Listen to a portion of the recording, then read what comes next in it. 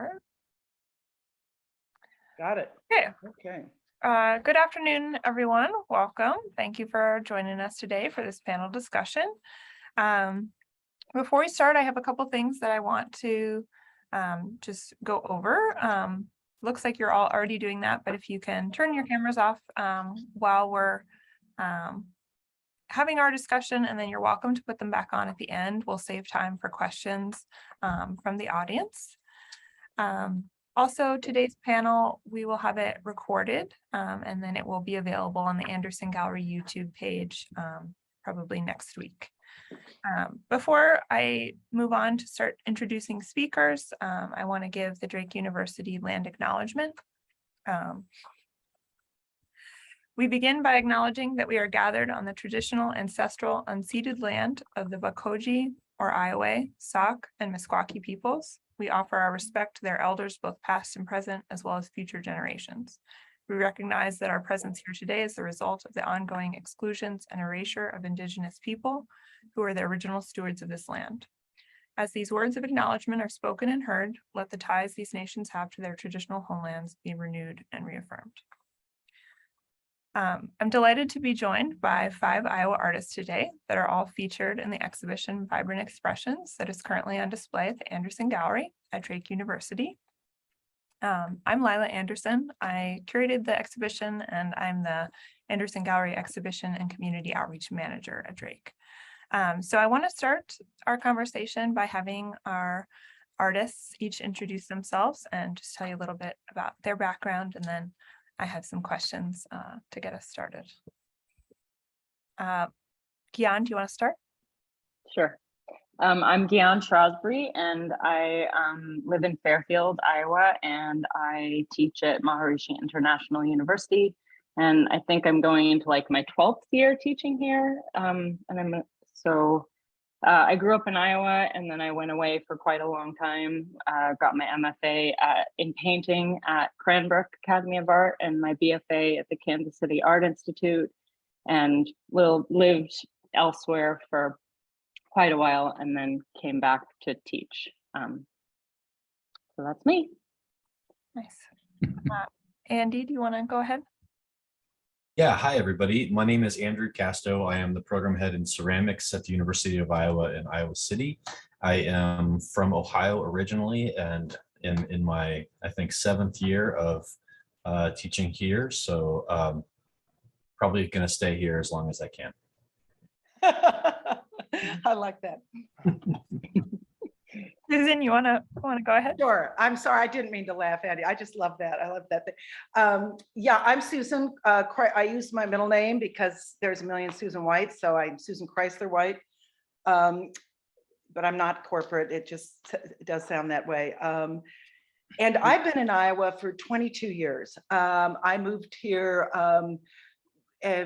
kind of after living in New York and teaching at a number of different places, and took a position at the University of Iowa in painting and drawing. I guess I just came back. I was just this morning came back from a trip overseas. I grew up in Spain, in Madrid and Zaragoza, Spain, a lot of my younger years. So I was just back on that continent and realized the enormity of how that has sort of fueled me artistically. My mother was a painter, and we spent a lot of time in museums when I was young. And over there in Europe, we traveled a lot throughout Italy when I lived in Spain. So I realized, what an effect that's had on my studio practice, and the fact that I make art at all. And I retired 2 years ago, and I built a studio here in Iowa City where I live, and continue to work pretty full time here. Nice, thanks. Jim, you want to go ahead? Sure. I'm Jim Shrosbree, and I live in Fairfield, Iowa. And I've been teaching at Maharishi International University for a long time and chairing the department. I now am the co-chair. And I grew up in a number of places, bounced around in California and then Idaho. I went to a few undergraduate universities studying painting and drawing, got a BFA, and then my graduate work was at University of Montana. And I moved to Iowa later on and have been working with, teaching and exhibiting, making work. And that sort of brings us up to the moment, I think, that there is some work exhibited in this gallery. Thanks. Perfect. Aaron, go ahead. Yeah, that was well said, Jim. I like that. I'm Aaron Tinder. Happy to be here. I appreciate the opportunity. Thanks to Lilah, by the way, especially. I am a professor of art and design in the department at Grandview University in Des Moines. I'm currently department chair here. And I've been here since 2004, however many years that makes this, I'm not sure, but we'll just say 2004. I'm originally from Central Iowa. This is my home area, and I've lived in the Midwest always, although I've been out of Iowa and back. So I have an undergrad degree from Simpson College down in Indianola, and then I have an MFA in painting and drawing from Northern Illinois University in DeKalb. And I've been kind of engaged in art education in different ways for my entire career. It took me a while to figure out exactly kind of what I wanted that to look like, and eventually landed in the position where I am now. So, and I've been here a while. I teach painting and drawing and work with art education students as well. Awesome. Great. I want to thank you too, Lilah. I want to thank you for doing the show and inviting us to do this and being so together about it all. Thanks. I'm trying here. So far, our Zoom alive and working. So Ditto. Thank you, Lilah. Yeah. Thank you. I was so excited when I was invited, and I think the group that you picked is just such a wonderful combination. Like, so on many levels of loving everyone as a person, and then the work, and it's just like, it's exciting. Okay, we'll do the group hug. The group hug. thank you all. It's been a really wonderful experience for me. So. Yeah, so congratulations, because it's your first show curated here in this gallery, right? Right. It's true. Yeah. Congratulations. Yeah. Thanks. Well, I want to start the conversation. When I was thinking about the concept for the exhibition, I knew I wanted to think about color and explore how color could really be at the center of an artwork, that vibrancy or contrast or just the application of color could really be the thing that a viewer is responding to, and that could produce an array of different expressions or emotions in person. So I want to start our conversation by having each of you talk a little bit about how you think about the use of color in your work. You can decide who wants to jump in. I think Susan would like to start. Okay. Well, I did thank you for sending the questions back today. I really appreciate it. I gave a talk at MIU just a little while ago at their university, because I have a show up right now called Mother Tongue. So I did, and I showed an array of work of mine from a number of years. And I realized, color has been pivotal throughout my work. Just the focus on it has changed dramatically in terms of how I think about color. For the longest time, color was used sort of solely kind of symbolically and sort of metaphorically in the work, talking a lot about violence toward women, thinking about really specific kind of color that relates to that as the ideas that I had in my work. And then I talked about it being a really pivotal point in my life where I was living in Mexico, working with a Chichimeca women in a project that I had started down there, who used unabashed color. They used all types of color in the work, were very drawn to it. It became very important to them in their work that it had a kind of level of vibrancy. And the embroideries that they made in the project I was working on were about stories of their lives. And so working with them for 2 years, pretty much on a weekly basis, affected me tremendously in terms of allowing myself to let go of kind of preconceived notions about being in the art world in the 70s and the 80s, about how I had to kind of fiercely contend with a kind of color in my work. It was a sort of a minimalist period, and I was considered, I think, at different times when I would move out of working and more what might be considered more celebratory color or pretty high key, high pitch contrasting color was sometimes slammed by it. And I know I had a dance about that for quite a while in my work. And at a certain point after working with these women, you know, they really empowered me to feel like it didn't matter at all what the rest of the world was thinking about the work. It really was about what my relationship was to the work.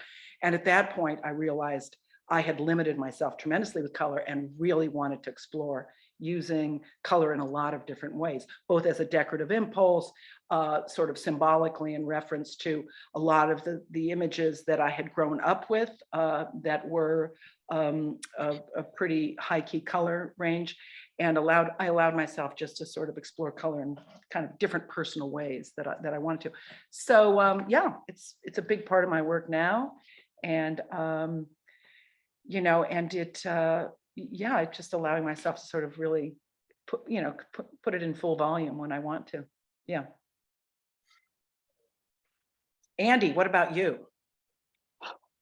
You know, I love hearing you talk about color, Susan.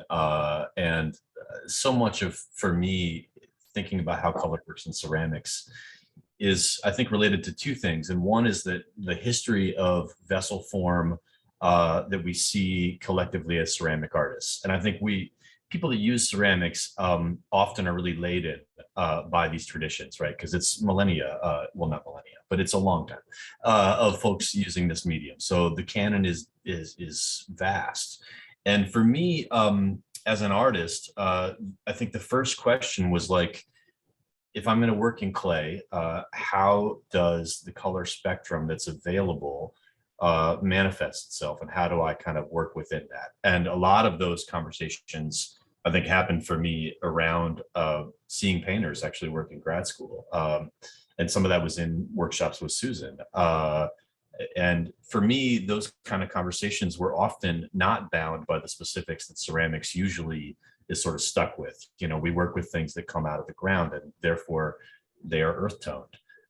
It's not that you can't find manufactured glazes and oxides to make colors more vibrant, but it's a lot easier to make brown things than it is to make pink things.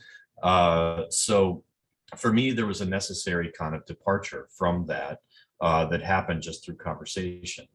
And I think that ultimately led me to consider what color really could do within the ceramic surface that I was working with. For me, the things I make are about topography and about like relationships to earth. So there are surfaces that I'm constantly mapping and working my way around and across through different layers in the process of making things. And I think about color as almost like levels of depth. So, you know, things kind of come forward in a visual space or recede into the back. And I'm always playing with those kind of moments to try and make the experience of looking at the work as rich as possible, so that when you see it, you know, it's almost as if there are multiple panes of glass or something. This is in my head, that kind of come forward in the pictorial space. And really, you know, color relationships matter to me, but more so the way colors vibrate against each other is important. So I think, you know, part of the answer to this question is about a personal journey of venturing into a different type of color usage than I saw happening with a lot of ceramic work when I was sort of coming about in the world. But also about how what color actually does as like a function in terms of when it's applied to work and seen in a space.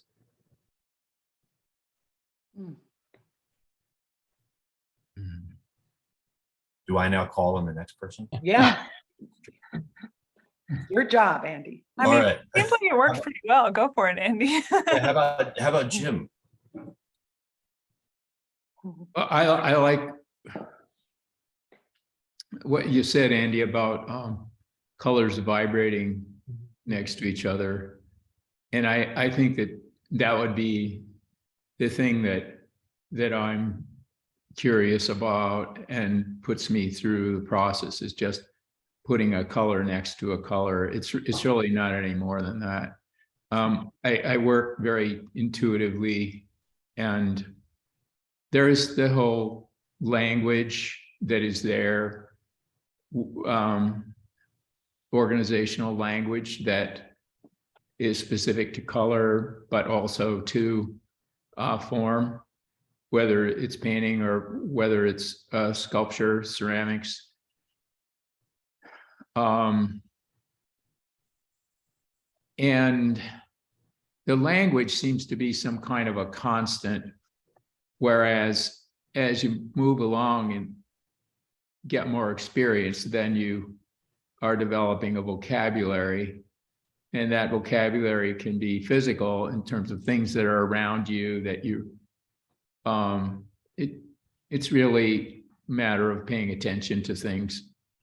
Yeah. And then putting, well, that goes with that.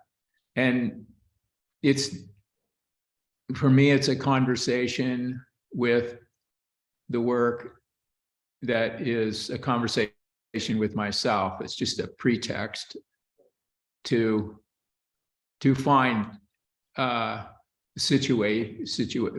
adjust the situation, find things that do come together in a world that makes sense, a little world. Yeah. And I also studied ceramics, and I found that, well, this is just a little thing that ties in with what Andy was saying too, that in when I went from getting a BFA in painting and then just sort of turning on in my last year to ceramics, I decided to apply to graduate school in that area in ceramics. And when I got there, I found a great deal of frustration trying to find the colors. They didn't have all these low fire glazes and stuff that they have now. You know, you can buy it in a bottle. There were low fire glazes, but you really had to work it out. So it was a constant, you know, something that's pink, it's cobalt carbonate, it turns out blue. And there are these, now there's no, okay, it comes blue in the bottle, you put it on, it's blue. And you can have all these tests. That's a kind of tradition in ceramics, is to have test tiles and then put things up against so that you have some idea. But this frustration, it took a long time to sort of nail down what I could get out of it. And I gave it up in my second year of graduate school. It was a 2-year program. I just said, I'll forget it, you know, with the color, because I'm just, you know, I remember that something that Picasso had done, he just worked in black and white. He gave up color for a while and just said he worked in black and white. So I was trying to make forms work, you know, and then you have this other layer of thing and color. But I find now that working back and forth between painting and sculpture, that most of it has a clay armature. There is a great deal of agility, or a kind of thing that happens between the two, that is where one is feeding the other. So that's kind of what's in the show, I think, too. Yeah, I like the way they respond to each other in the show. You know, the paintings and the sculpture. It's so great, the dialogue you've got going there. Really love that. Thank you. Yeah. So that comes out of you know, a process, and I think that if this is a process, then we might want to hear from Aaron and see what he has to say about this. Okay, that's fair enough. It's funny. I've really enjoyed sitting here listening to what everyone else has been saying, and actually, Jim, when you started talking, I was thinking, oh, he stole my answer. That's kind of what I was going to say. Yeah. in a very different way. And it's not that our work is necessarily alike, but when you were talking about a couple of things, it was just really resonating with me there. Number one, there's this idea of having your own sort of vocabulary that you build based on the things that are around you that are sort of part of your life and your existence, and it's working with those things and figuring out what goes with what. And that sounds really super simplified when you put it that way, but a lot of what I do is that I'm sort of a collector of things, and I don't mean necessarily junk like a hoarder, but I mean I collect imagery and ideas and even just like patterns and colors and things that I find that I know are going to be useful to me, and that becomes part of my vocabulary. And so I discovered at a certain point that where I really found the best part of my work was in combining certain things. And one of those things is this vocabulary of color that's sort of personal to me. I have colors that are kind of what I think of as my default settings. There are certain colors that recur in my work, and those are mine. I didn't make them myself, but they're the ones that I use them all the time, and they become my vocabulary. And some of those are for personal reasons. There are things that, certain colors mean certain things to me, and I don't really care that other people know that. But in combining those with unexpected things, that's where I find my work. And so where I really get excited is when I take a found surface, for example, and I try to figure out how I can reconcile something with that found surface that I created, So it's about finding that combination of things that vibrate in a certain way. And one of them is something that I mixed myself, and one of them is something that somebody else made a long time ago, and then it got photocopied and faded and whatever, So whether it's 3D or 2D, it's that building that language and that vocabulary of existing things with my own new things. That's where I really get excited. And so those color combinations almost always are paired that way for me. That's what works for me anyway. Gyan, that makes it your turn. You stole my answer.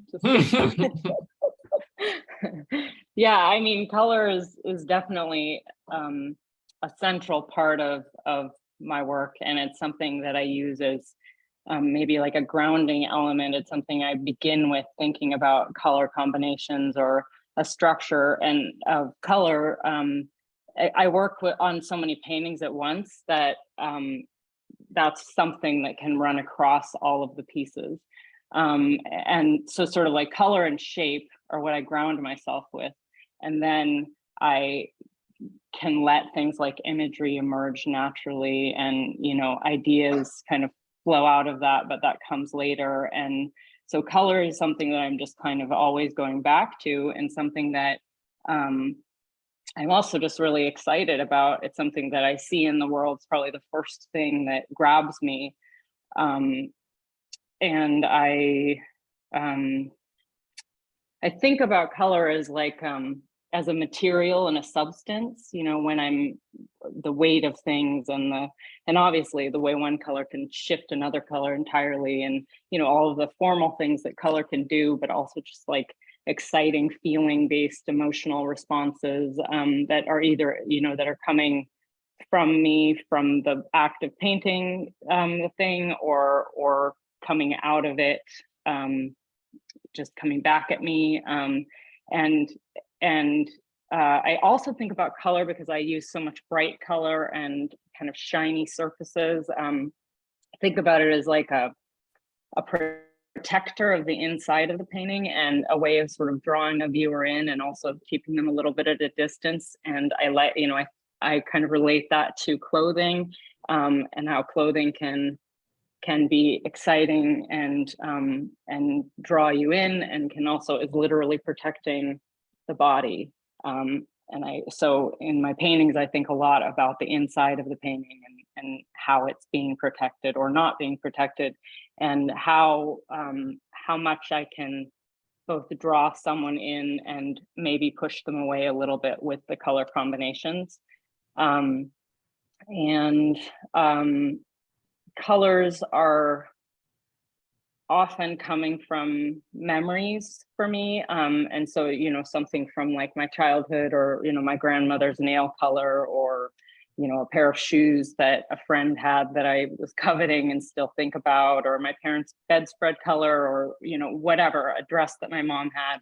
And that is both a way that a color might come into my paintings, but it also is a way that it might spark a memory in me and then be driven by me. So yeah, those are some of the things that I think about in terms of color in my work. Nice, thank you. Yeah, I love hearing about kind of how you all think about it in different and similar ways. And following from that, I wanted to talk about material, because I think there's a lot of really exciting and interesting things that are happening with material and the work that's in the show. And in quite a few of the works, I really kind of find it intriguing that materials sometimes look different than they normally would, or you've taken materials and sort of changed them or altered them, or just made it so that as a viewer, there's something that you can't quite figure out about, you know, what it's made of. And I think that can be exciting. I'm thinking of how, you know, in Andy's ceramics, the treatment of the glaze and the treatment of the clay can feel really different than other like sculptural ceramics. And in some of Jim's wall-mounted sculptures, you know, it's kind of unclear, like, is this ceramic that I'm looking at, or, you know, there's plexiglass in there. And even in the way, Susan, how you use glassine in the paintings, I've had a lot of people be like, how does she get that, you know, symmetry? And so I think there's something really interesting and exciting about use of material in the show, in all of your work. But let's see, I guess my question is just, how did you come to use some of these materials? And is there a process of experimentation or play when you're working with materials, and as you're creating, to get some of those kind of moments of contrast? Or maybe I'm gonna be like, Andy, go ahead. You look like you're like leaning in. Well, I could say some things about this. I mean, I think art making it's not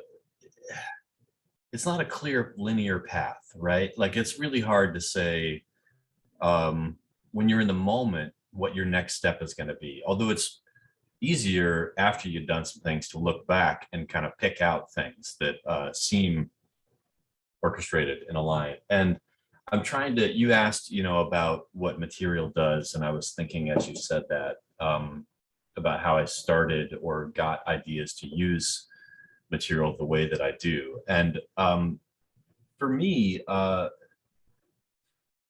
what clay does is unique. What glaze does in a kiln is unique. It has this kind of like amorphous, movable quality to it. And you can put glaze in a kiln and it can drip and change, and it comes out as something other than what it was when you put it in there. And that process has always been pretty magic to me, and exciting. And I think early on, the parts of the process I gravitated to were those moments of change in the kiln. And I could show you just a really quick example. Hang on one second. If I can reach it. Bear with me, sorry. Where is he? Okay. I wasn't planning on this, but I just saw this. So this is like a traditional ash glazed ceramic object. All right. And when we put wood ash in the kiln, it drips like this. It's extremely fluid. What I liked most as an early ceramic student was the drip actions. So I think eventually the question came about, you know, what if the work is only the drips?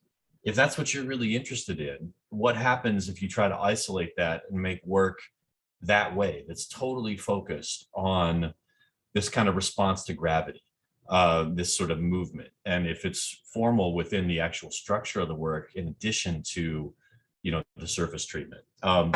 So for me, it's been a process of kind of articulating that, of learning how to make work that way. And you asked about like types of play or ways that we kind of work with material. And I also grabbed some like test tiles. Jim talked about test tiles earlier. So I mean, I'm always working out, you know, what happens when parts of these colors are on surfaces, you know, how do I sort of, you know, if these are next to each other, what happens, you know, and like, how do I sort of build this kind of collection or lexicon in a sense of different textures and colors simultaneously.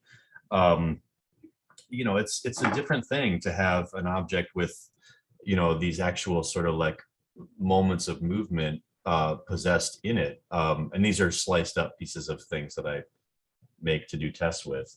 It's different to do that than to orchestrate a circle, right? A sphere. And for me, this is much more interesting. I love pottery and I love thrown forms, but I'm curious about the journey of the material as it changes with heat and pressure, because that feels a lot more like a metaphor for life to me, in a sense, you know, like we don't make organized, I think, choices all that well. We make kind of choices that respond to chaos by nature as people, at least I do. That's how it feels.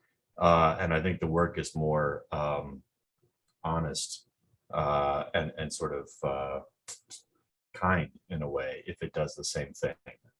So I'm often trying to, consider like, what is the clay on its own without me trying to force it into like a round shape? What happens? And how do I kind of embrace that with this language of noticing what happens in the kiln and learning to work with it? Yeah, nice. Oh, I really loved listening to that, Andy. That was great. You know, I can tell you're kind of a wordsmith. I mean, you're obviously still teaching and you're sort of talking all the time. I realized I've been isolated. Could I go ahead? Is that okay, Lilah? I mean, I was realizing I've been isolated for 2 years, just working in a studio, and then, you know, not really talking a lot about work per se on a regular basis like you do when you teach. But you know, I really, God, so appreciated how articulate you were there. One of the things that I realized, you know, materials, you know, I never really, even though I sort of started out in painting, I had Joan Brown as a teacher at Berkeley, I went on to Davis, you know, so I was really working with faculty that were really painters, painting painters, you know, that really thought about their medium as specifically as paint and dealt with pictorial space and all that. But for me, I'm much more of a scavenger. You know, right now I'm seriously doing painting. I'm painting and I'm using a lot of glassine on my paintings, which has to deal with deals with transparency. And of course, because it's archival, you know, you can sort of utilize that over the long haul. But I've always been interested in transparency in work, whether I'm working sort of sculpturally with glass, with plexiglass, or a lot of my very early paintings were sort of 2D, 3D, had elements on them. I would find certain objects and combine them and then paint on them very early on. And then I was decomposing material under glass. So material's been really important to me, I think, throughout my career in terms, I mean, throughout my, you know, work, throughout my career, it sounds so big, but, you know, throughout the time that I've been making work, and I've been thinking about it sort of very clearly and specifically, kind of symbolically, what do I want to say? What's important to be said? Do I have something to say with, and would it be better said in a certain kind of material as opposed to, you know, sort of thinking about myself, oh, I paint, so that's what I do. So that I've really explored a lot throughout my career. And I had this great opportunity that Jim sort of offered me last summer to go and work with clay. And I'd really never worked with clay, even though I went to Davis. And Bob Arneson used to drive me to school in the morning from Benicia. We'd talk about clay all the time. And it was so interesting that but I was so intimidated by it, I think, because it just made sense that it would be something there at Davis, you know, in TB9, that I would just jump in and start working with this mud. But I didn't until Jim asked me, and it's just opened up this amazing door. It doesn't have the transparency that I was used to in a lot of my other work that I was doing, but it did offer this real sense of like I can make anything with my hand, as opposed to like, use a tool to cut something out with or whatever. It just had a kind of manipulative nature to it. So a lot of the work that I did over this last maybe couple of years has been kind of, or the last year, playing with how is clay related to my painting, and do they go together? Are they connected? Are they a continuation of a kind of dialogue between each other? Or is it, I don't know, is it sort of almost like an object placed kind of offertory in front of this other thing? Actually back to growing up in Spain and in Mexico and all these, to me, the idea of having the altar, not just altar in a Catholic church, but the notion of altar as the object, as a symbolic, powerful form, and how it relates to a two-dimensional world, has been a big deal to me. And so that's something I've kind of been playing with recently. And because I don't know how to use clay, I break it because I'm just kind of frenetic in my studio, and they all break, and then I have to put them back together. I wire them, I glue them, I use embroidery thread, and then suddenly it sort of, this world starts to happen where everything has sort of more of an open-endedness to it. Doesn't have to be one thing. It can be about all this other stuff that I'm interested in. So the material, I sort of play with that. I also collect a lot of, always have collected objects that I've loved. I go to thrift stores, I've traveled, I see something that just ignites me in some ways, something really primal, like I want, there's something in this. It's a body, it's interior, it's exterior. I was just in the Capitoline Museum yesterday in freaking Rome. Can't even believe this. And those big colossal, the foot, the finger, the head that are like 10 feet tall, they were right there in front of me. And I'm not kidding. I was super emotional about that. Very emotional. There's something about seeing other forms made of other material that just, do a lot for me. So anyway, I don't want to go on and on, but and this thing with glassine, there is this really tight kind of tightness about me too. I'm kind of break things apart and then try to wire them. And then there's this almost kind of slickness that happens in my work that I kind of defy and fight. And it wants to come out and it wants to be a part of me. And we've always had this battle. So a lot of my new work that has this bilateral symmetry, which has a kind of precision to it, is just poured. I don't use brushes, I just pour. But there has something that looks almost that it could have been made in some other way, which I'm curious about and always have been. That's enough. I'll let somebody else go. Gyan, what about you? Well, Go, Jim. Yeah. Before, no, I think don't, Jim, yeah. I don't want to do it yet. I could, but I just want to respond to something you said, Susan, about your paintings and working with something that is new, it's happening, and it's in the work in the show. That I think that it's interesting how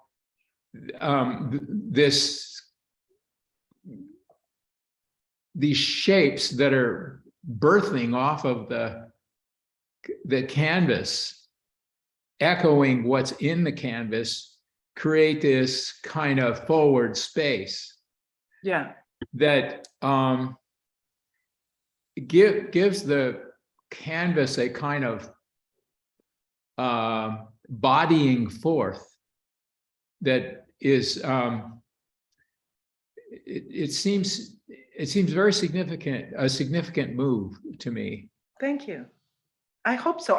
There's something really, there's a very deeply rooted sense of like this history with this, I mean, the idea of the altar, yeah. Even, my parents lived in Mexico for 35 years recently, and I lived there for a number on and off different times with my kids. And sometimes people would come and help me clean the house. I know it sounds really kind of, I'm going in this direction, and they would put altars all over my house. Everything would be collected and put together in different spaces. And I I realized what an important thing it is for many different cultures in terms of this idea of making objects have these kind of moments of significance. And obviously we think about that because of art making anyway, but it just felt like something that is just, you know, kind of profound right now. So I've been doing that. So it was really exciting when Jim asked me to come down and make clay. It was good. Thank you. Well, this move has many implications, which is it seems to be giving you a chance to say more of what you have to say, and Yeah. it has so many implications. You know, Yeah. it can be read in a lot of ways. Just I think it's Cool. beautiful. Thanks. Thank you. Thanks. Gyan. I'm I gonna. think Jim should have a chance to talk about this Yeah. one because, oh, sorry, Lilah. Yeah, because it's Yeah. more directly relevant with his work in the show. I mean, it's relevant to my work, but more Yeah, to if you his. want to add Jim here, and I want to try and sneak one more question in before we kind of Okay, run out of time, or let some of the people ask questions if they have one. So maybe if that's okay, I'm gonna carry on with one other question. So one thing I addressed in the essay about the show was a preoccupation that I sometimes see with visitors in gallery and museum spaces of trying to figure out what something's about, yeah. you know, like what's it about, and feeling like there has to be this right answer of like knowing like definitively like, oh yeah, this painting is about this. And that's something I wanted to kind of disrupt and challenge in this exhibition, and you know, in various ways. And so I wanted to talk about your processes, and when you're making, how are you thinking or not thinking about what the viewer's reaction is going to be? And is there actually something kind of specific that you want someone to come away with or understand from the work? I think the first part of your statement or your question is predicated on the fact that we might know what we're doing.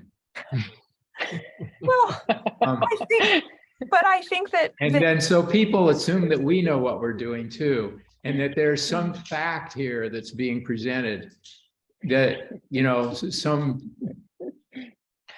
but the whole thing has to do with entering into it and creating for, you know, the viewer. Then it becomes the artist and entering into this, this situation and letting it be there. Now, a trained eye is going to understand a good deal, just like somebody who's trained in music and listens to music, they're going to understand the deeper structure. So if someone's trained in visual art, they're going to understand it. They're going to come to it in a different way. I mean, Oldenburg said, we all see the apple differently. And, you know, I can't look at a, you know, electrician's work and understand it the same way they understand it. So it's kind of, there is this systems language, which allows and opens a door for that. And then, but on another level, there seems to be we have these 5 gates into our mind, you know, the 5 senses, and we can move into a situation and just take, I think people should feel free to take from it what they want.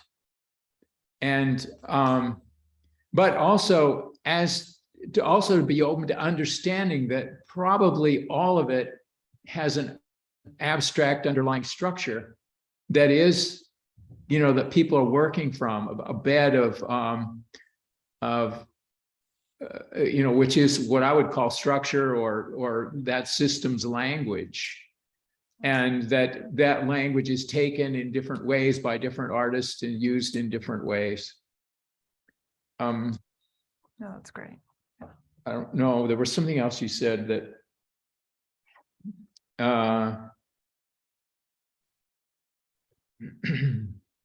I can't remember what the second part of your question was, but maybe somebody else. I mean, I think you kind of answered it. I mean, the second part, I guess, is just this idea of, is there something specific that you are kind of wanting to get across? Oh, yeah. Like, do we think about the audience? Do Yeah, we think? how much are you thinking about audience when you're making something? Is it present at all? I'm not thinking about in anything but what I'm doing, I have to do that. But it's not like that's a pure thing all the time, some kind of pure moment, but you're in a situation and you're dealing with a situation.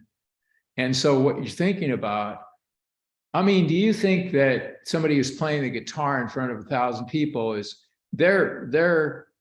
well, I've seen some people showing off and so on for the audience, obviously, Keith Richards likes that a lot. But he's so good at doing that he can maintain these two worlds. But also his primary thing is looking at it. He's working the guitar, he's playing the notes or the chords, whichever part of the tune he's playing. But that has to be the primary thing for me anyway, or it's really not, it's just sort of what the audience is myself first, is what I'm saying.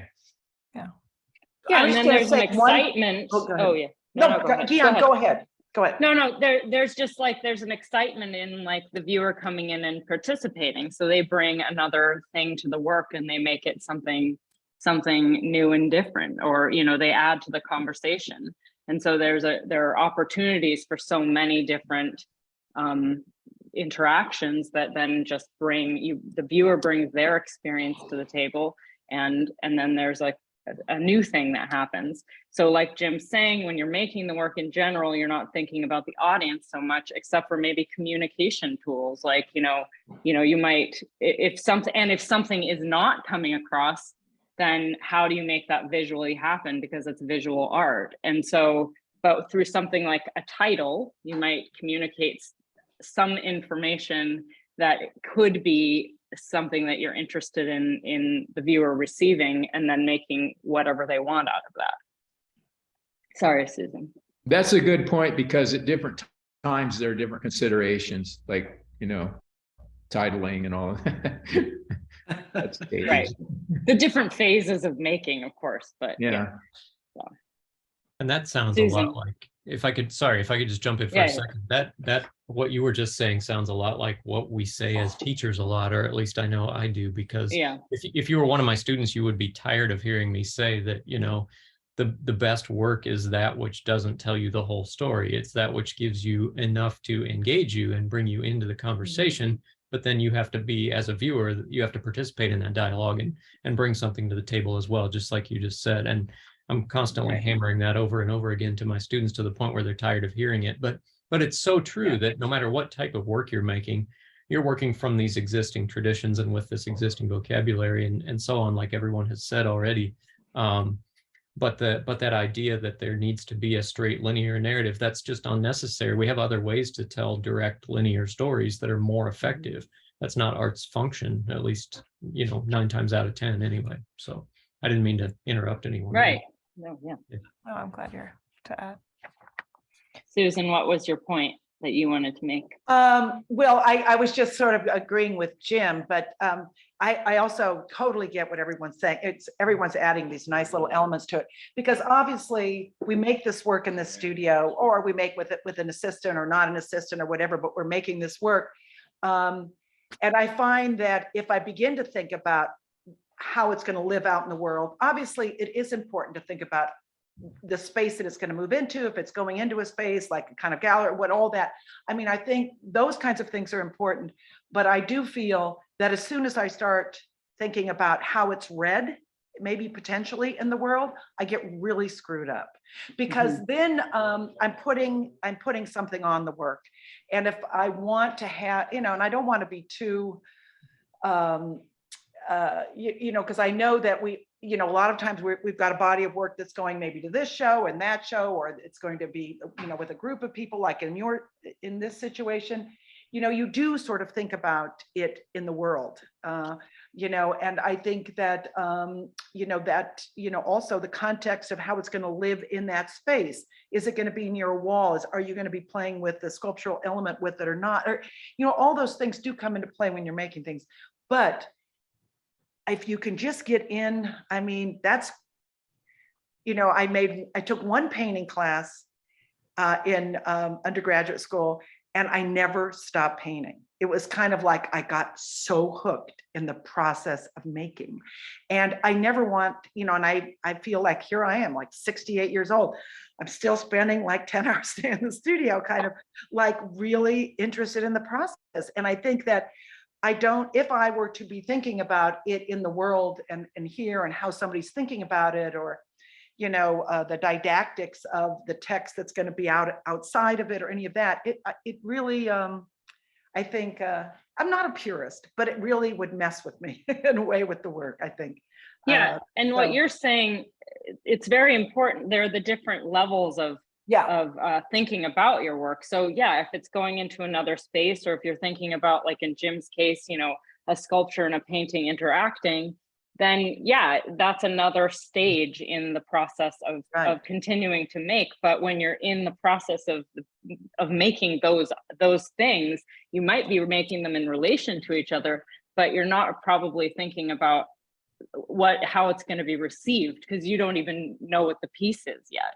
You know, so it's like there are these different stages of thinking about the architecture of a space, or how it might be received, how you can walk around the entire piece, or any of those things.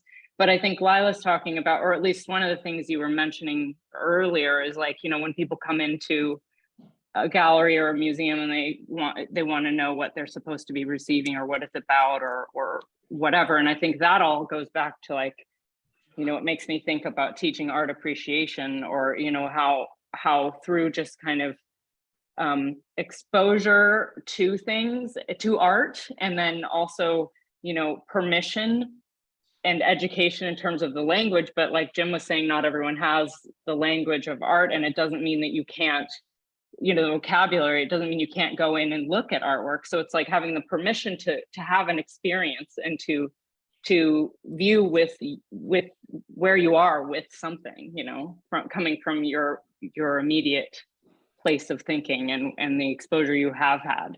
Yeah. But anyway. Oh, that's nice.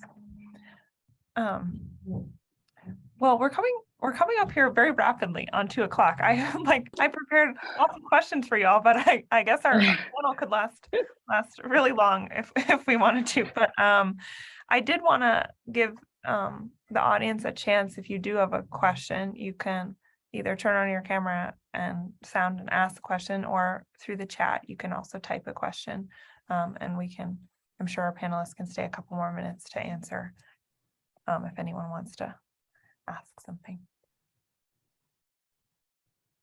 This is always like what makes me stress, this moment of like, that's because Sean's thinking he's gonna it's just friends in the audience, so they don't need to ask questions. It's fine. Yeah, they're all yawning. they're like, oh, we've heard this before. I'll say something. That was really, really fun to listen to. So interesting to hear you talk about your art. And I don't know if I have any questions. Maybe I would say, I just think about that you're all in Iowa and you're all Iowa artists. And when I think about Iowa, I'm not from that area. I don't think about artists somehow. I think about maybe writers, because you have that writers workshop. But yeah, what's it like? Do you like being an artist in Iowa? Do you have a good reception of your artwork, and are you able to work outside of that? Or that's just of interest to me. But where are you from? Where do you live? I live in Rhode Island in the East Coast. Okay. So one thing about that last question, when I'm as a viewer, I'm always really hopeful that the artists never thought about me ever when they made their work, so that I can look at the purity of what they want to say. And I'm hopeful that they don't ever think about the viewing. But anyway, so if you have anything to say about what it's like to be an Iowa artist, I would be interested to hear that. I think it's fabulous. I mean, I suppose by nature, as a person from the Midwest, feel most comfortable in this style of environment. I love visiting cities and being in New York or Chicago or San Francisco. I mean, but it's pretty hard to afford to live in those places. And so here things are manageable. And I find, at least in Iowa City, that there's a ton of creative kind of identity, activity, things happening that make me feel plenty nurtured. It is necessary to leave sometimes, for sure. But in terms of like, a home base, it's pretty good. And it's also kind of, I don't know, to me, like an environment that's nicely, maybe not as understood by folks outside of this place. It's like a good secret, because I think that lots more people would be here if they were able to come and visit. We just had a big symposium here at the University of Iowa in the ceramics program with folks from universities from all over the country, and so many comments of saying, I had no idea about Iowa City or anything having to do with this place. And it's like, I mean, so many fabulous writers have lived in this town. And when we think about the arts community, with, Philip Guston, Anna Mendieta, Charles Ray, like there's a list of all-stars that have been through this program that's pretty amazing. And I kind of appreciate that, like, people have to discover that or sort of work to figure that out, because you get to be the person that shares it with them when you're an ambassador from this place. So to me, it's like maybe not known by everybody, and that makes it more interesting kind of thing. Yeah, I love it here. I'm going to mention one thing since you're from Rhode Island. One of the things, I agree with a lot that Andy's been talking about. And I came here for the job, and I also had 2 children that were very young, and I was living on Broadway at the time and trying to juggle, all those things. And this just seemed like a sort of a great kind of environment. One of the things I missed most, though, being here for the past 22 years, is the idea that I used to have access to because I lived in town in New York, in Lower Manhattan, and in Williamsburg for a number of years.